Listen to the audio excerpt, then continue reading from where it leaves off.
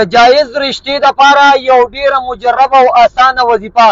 زمونږ هغه خویندې او زمونږ هغه وروڼه چې د هغې د رشتو بندش وي او رشتې د هغې نه کېږي یا رشتې راشي خو خبرې نه جوړېږي او ډېر وخت چې کوم دغه شان په کور کې تېر شو د هغې د رشتو مسلې وي نو د هغې دپاره درته په دې ویډیو کې یو ډېره مجربه وظیفه ښیمه که دا ویډیو مو خوښه شوه نو د ثواب په نیت باندې د نورو مسلمانانو سره مخکې شیر کې د قرآن مجید یو آیت دی چې تاسو په سکرین باندې ښکاري سلام قولا من رب الرحیم سلام قولا من رب الرحیم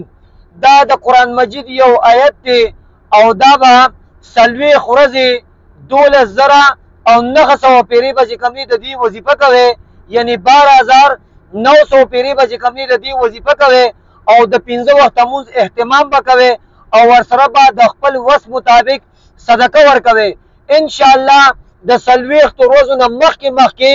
د دې وظیفې په برکت سره به ستاسو د رشتې